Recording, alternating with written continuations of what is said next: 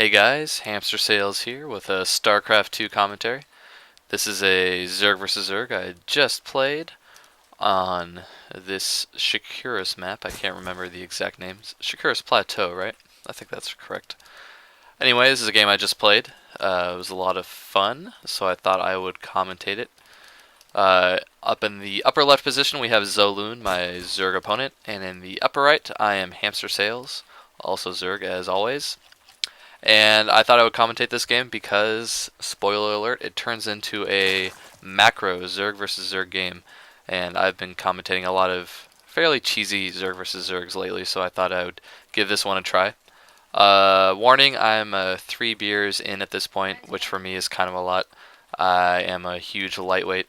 I played this game on mostly 3 beers. I think I've finished my third beer during the course of this game, so I apologize for the slurred speech. But that's not the main point of this commentary. Lots of people get drunk and go on YouTube and think it's funny, but main point of this is I am playing a macro Zerg versus Zerg, going for my not so patented 14 gas, 14 pool build. I've had a revelation of late with Zerg versus Zerg. I went ahead and started playing it just like I play the other matchups. I have lost a few games to crazy Ling all-ins that I didn't properly scout, stuff like that, but I'm just not going to go ahead and be afraid of that type of play anymore. I'm going to do my 14 gas, 14 pool, and try to force a macro game just like I do against Zerg and Protoss. I mean against Terran and Protoss. So if you're a Zerg player like myself, take that to heart. You know, you don't have to play a cheesy game in ZvZ. Zoloon, frankly, is of the same mind frame because he allowed a macro game to happen here on Shakuras Plateau. Let's take a look at the Overlord placement, so important in Zerg versus Zerg.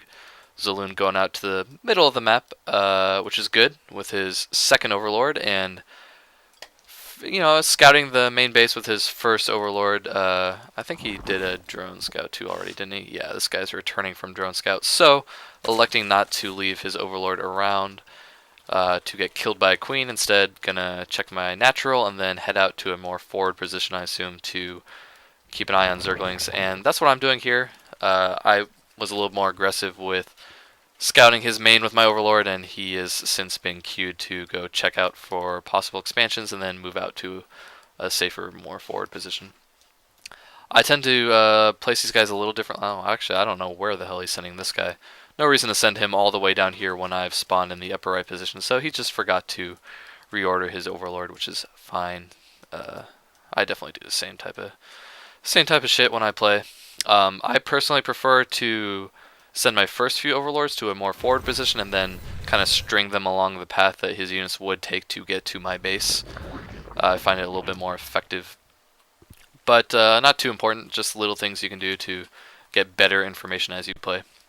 I have decided to take the Xel'Naga towers with 2 Zerglings each just because it's very standard to send 1 Zergling to each tower, and that's what I'm counting on him to do, and I am just going to lay in wait and kill him with my 2 Zerglings as long as he doesn't micro, which I know I don't usually do, and most of my fellow Platinum level opponents won't do either.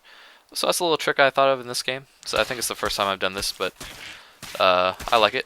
And I'm sending a Zergling to pick at his hatchery, apparently. Okay, there we go, doing the scouting I need to do with this forward Zergling. Gonna see nothing special in particular. I see no Roach Warren.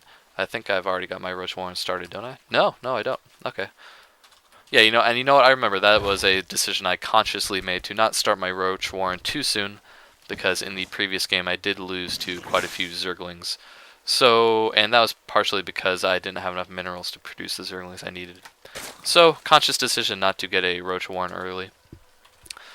Hopefully, this production tab has been useful to you as you watch my commentary. I'm not able to keep on top of everything, so I've kept that up in the upper left. That's something, if you're watching commentaries with the idea of getting better, that you want to keep a close eye on. The production tab can be quite useful.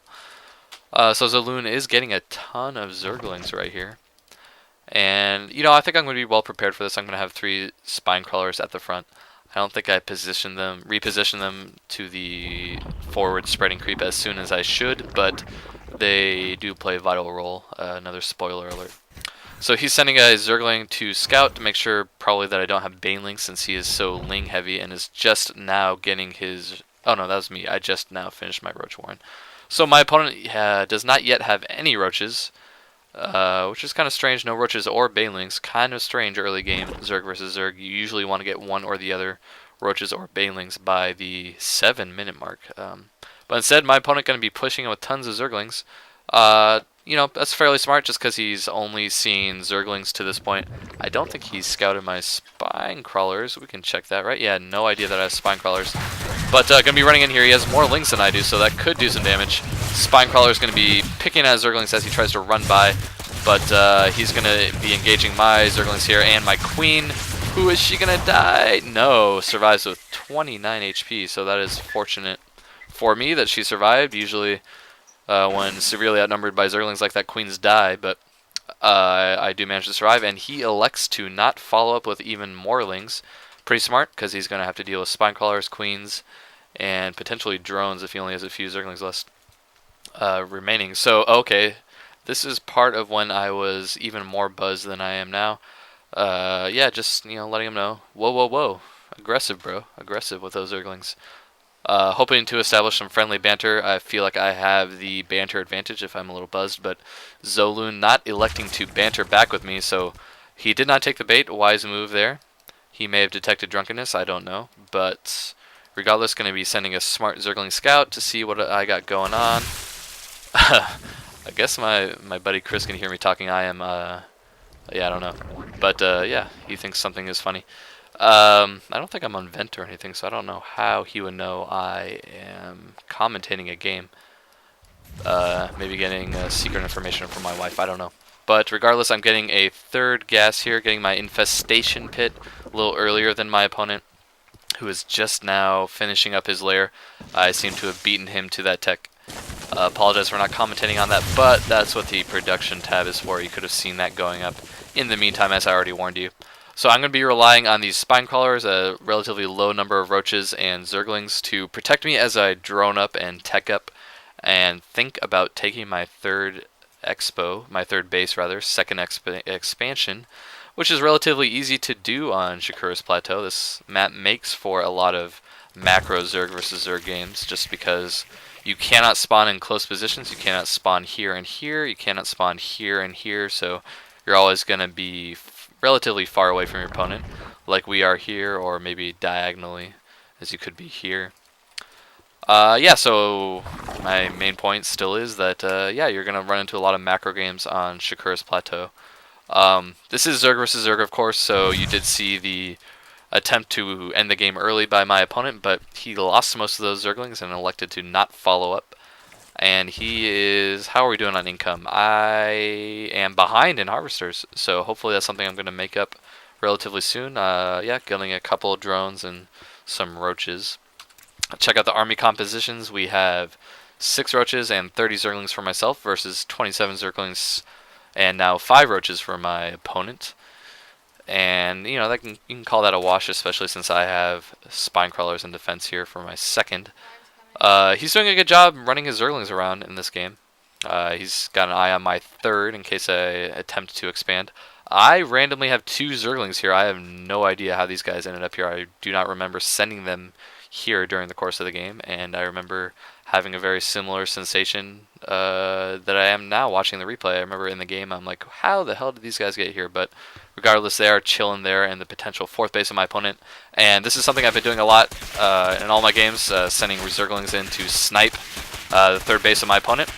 I'm going to go ahead and take some damage to my Zerglings, but I do force, yeah, cancel. He did cancel the hatchery, and what I did was I ordered a move command for my Zerglings, a attack command, all while holding shift, and a move command right back to my base. So that was not amazing micro on my part. I just queued up a few commands and was able to easily snipe his hatchery. My opponent not ordering his Zerglings to retreat, as my Lings all ran all the way back to my base, and as a result I get a ton of free unit kills. Did he do any, yeah, neither of us have done any economic damage. He didn't manage to kill any workers in that little run by he had before. And I am in a 47 to 17 unit killed advantage, which is always good. It means I'm going to max out sooner. I'm going to have used my larva more efficiently, so that's something I'm happy about. Let's check out the unit count. We're both starting to produce infestors. I have the 3 infestor lead. He has a single infestor who has a decent amount of energy. He may have gotten the energy upgrade first before producing his infestor. He sure did. One thing I don't think I've ever talked about in any of my commentaries is that you want to start the infestor energy upgrade before you ever get your first infestor. What it will let you do is fungal growth as soon as you spawn any infestors, because they have plus 50 starting energy. And that is extremely helpful, especially if you're reinforcing with infestors. It means they'll be able to use their high DPS ability as soon as they spawn, so they're not just chilling, waiting to use their energy, much like High Templar might for Protoss. And what you do is you wait for it to go to 30 seconds, I believe is the timing. When it gets to 30 seconds, you can then start spawning infestors, and they will have the upgrade as they spawn and be ready to fungal growth your enemies. So that's something you can do. You can look at the progress bar on the upgrade for, gosh, what's it called? I know the name of that upgrade, I just can't think of it right now. But regardless, the energy upgrade for infestors, once it reaches 30 seconds, you can highlight the progress bar and see how many seconds into the upgrade it is. Once it's at 30 seconds, you can start training infestors, and they'll have that extra energy. So we're going for mirror builds here. I have this completely scouted with an Overlord. He's electing to not kill with his infestors. You could fungal this and then throw down a few infested Terrans. Okay, he is attacking with his queen now, but I do have the speed upgrade, so I'll be able to scurry away from him. I think I microed it down to the middle area here. Strange things you remember from games you just played. I do remember that I do save this Overlord eventually by moving him down to safe territory down there. Yep, gonna go ahead and move him down. So supply counts. I am at 128 supply to my opponent's 157. I had no idea I was that far behind at any point during this game. Check out the production tab. He's making more roaches, and I am getting some tech. I'm getting this Spire.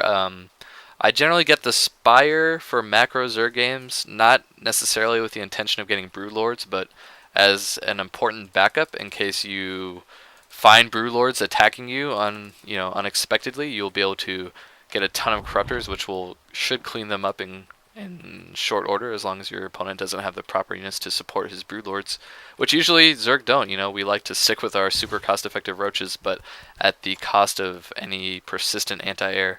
Infestors are good anti-air in a pinch, but they won't do the trick necessarily all the time, as they're not, as I just said, persistent anti-air. So I'm starting to catch up a little bit in the supply count, I believe. I'm at 148 to 168. Let's see how much of that is in drones. I have an 8 drone advantage at this point. Although not for long, my opponent running in here was Zerglings doing a ton of damage to my Expo, and I burrow my drones. So I'm not going to suffer any further damage. Going to clean up all these Zerglings. Every single one, I believe. Oh, no, this guy. Oh, yeah, they're all dead. Yep. And it's going back to working. What you need to do if you either pull drones or any kind of worker away from the line and need to get them back to work and back to gas quickly, what you want to do is select every single one of them, right click on a geyser, hold shift and deselect 3, and then right click on